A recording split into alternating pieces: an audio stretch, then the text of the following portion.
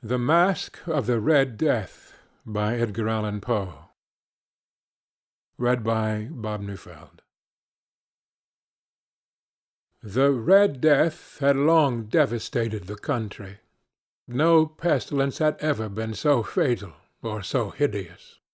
Blood was its avatar and its seal, the redness and the horror of blood. There were sharp pains and sudden dizziness, and then profuse bleeding at the pores, with dissolution. The scarlet stains upon the body, and especially upon the face of the victim, were the pest-ban which shut him out from the aid and from the sympathy of his fellow-men, and the whole seizure, progress, and termination of the disease were the incidents of half an hour. But the Prince Prospero was happy and dauntless and sagacious. When his dominions were half depopulated, he summoned to his presence 1,000 hale and light-hearted friends from among the knights and dames of his court, and with these retired to the deep seclusion of one of his castellated abbeys. This was an extensive and magnificent structure, the creation of the prince's own eccentric yet august taste. A strong and lofty wall girdled it in. This wall had gates of iron. The courtiers, having entered, brought furnaces and massy hammers, and welded the bolts. They resolved to leave means neither of ingress or egress to the sudden impulses of despair or of frenzy from within. The abbey was amply provisioned. With such precautions the courtiers might bid defiance to contagion. The external world could take care of itself. In the meantime it was folly to grieve or to think. The prince had provided all the appliances of pleasure. There were buffoons, there were improvisatori, there were ballet dancers, there were musicians, there was beauty, there was wine. All these and security were within. Without was the Red Death. It was toward the close of the 5th or 6th month of his seclusion, and while the pestilence raged most furiously abroad, that the Prince Prospero entertained his 1,000 friends at a masked ball of the most unusual magnificence. It was a voluptuous scene, that masquerade. But first let me tell you of the rooms in which it was held. There were 7, an imperial suite. In many palaces, however, such suites form a long and straight vista, while the folding doors slide back nearly to the walls on either hand, so that the view of the whole extent is scarcely impeded. Here the case was very different, as might have been expected from the duke's love of the bizarre. The apartments were so irregularly disposed that the vision embraced but little more than one at a time. There was a sharp turn at every 20 or 30 yards, and at each turn a novel effect. To the right and left, in the middle of each wall, a tall and narrow Gothic window looked out upon a closed corridor, which pursued the windings of the suite. These windows were of stained glass, whose colour varied in accordance with the prevailing hue of the decorations of the chamber into which it opened. That at the eastern extremity was hung, for example, in blue, and vividly blue were its windows. The second chamber was purple in its ornaments and tapestries, and here the panes were purple. The third was green throughout, and so were the casements. The fourth was furnished and lighted with orange, the fifth with white, the sixth with violet. The 7th apartment was closely shrouded in black velvet tapestries that hung all over the ceiling and down the walls, falling in heavy folds upon a carpet of the same material and hue. But in this chamber only, the colour of the windows failed to correspond with the decorations. The panes here were scarlet, a deep blood colour. Now, in no one of the 7 apartments was there any lamp or candelabrum, amid the profusion of golden ornaments that lay scattered to and fro or depended from the roof. There was no light of any kind emanating from lamp or candle within the suite of chambers.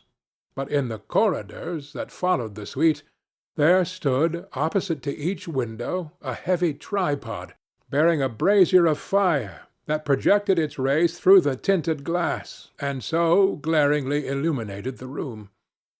and thus were produced a multitude of gaudy and fantastic appearances. But in the western or black chamber, the effect of the firelight that streamed upon the dark hangings through the blood-tinted panes was ghastly in the extreme, and produced so wild a look upon the countenances of those who entered, that there were few of the company bold enough to set foot within its precincts at all. It was in this apartment also that there stood against the western wall a gigantic clock of ebony. Its pendulum swung to and fro with a dull, heavy, monotonous clang, and when the minute-hand made the circuit of the face, and the hour was to be stricken, there came from the brazen lungs of the clock a sound which was clear and loud and deep and exceedingly musical, but of so peculiar a note and emphasis that at each lapse of an hour the musicians of the orchestra were constrained to pause momentarily in their performance, to hearken to the sound. And thus the waltzers perforce ceased their evolutions, and there was a brief disconcert of the whole gay company. And while the chimes of the clock yet rang, it was observed that the giddiest grew pale, and the more aged and sedate passed their hands over their brows, as if in confused reverie or meditation. But when the echoes had fully ceased, a light laughter at once pervaded the assembly. The musicians looked at each other and smiled, as if at their own nervousness and folly, and made whispering vows, each to the other, that the next chiming of the clock should produce in them no similar emotion. And then, after the lapse of 60 minutes, which embraced 3,600 seconds of the time that flies, there came yet another chiming of the clock, and then were the same disconcert and tremulousness and meditation as before. But in spite of these things, it was a gay and magnificent revel. The tastes of the duke were peculiar. He had a fine eye for colours and effects. He disregarded the decora of mere fashion. His plans were bold and fiery, and his conceptions glowed with barbaric lustre. There were some who would have thought him mad. His followers felt that he was not. It was necessary to hear and see and touch him to be sure that he was not. He had directed in great part the movable embellishments of the 7 chambers upon occasion of this great fête, and it was his own guiding taste which had given character to the masqueraders. Be sure they were grotesque. There were much glare and glitter and piquancy and phantasm, much of what has been seen since Hernani. There were arabesque figures with unsuited limbs and appointments. There were delirious fancies such as the madman fashions. There was much of the beautiful, much of the wanton, much of the bizarre, something of the terrible, and not a little of that which might have excited disgust. To and fro in the 7 chambers there stalked, in fact, a multitude of dreams, and these, the dreams, writhed in and about, taking hue from the rooms, and causing the wild music of the orchestra to seem as the echo of their steps. And, anon, there strikes the ebony clock, which stands in the hall of the velvet, and then for a moment all is still, and all is silent save the voice of the clock. The dreams are stiff frozen as they stand, but the echoes of the chime die away. They have endured but an instant, and a light, half-subdued laughter floats after them as they depart. And now again the music swells, and the dreams live, and writhe to and fro more merrily than ever, taking hue from the many-tinted windows through which stream the rays from the tripods. But to the chamber which lies most westwardly of the 7, there are now none of the maskers who venture. For the night is waning away, and there flows a ruddier light through the blood-colored panes, and the blackness of the sable drapery appalls. And to him whose foot falls upon the sable carpet, there comes from the near clock of ebony a muffled peal more solemnly emphatic than any which reaches their ears who indulge in the more remote gaieties of the other apartments. But these other apartments were densely crowded, and in them beat feverishly the heart of life. and the revel went whirringly on until at length there commenced the sounding of midnight upon the clock. And then the music ceased, as I have told, and the evolutions of the waltzers were quieted, and there was an uneasy cessation of all things as before.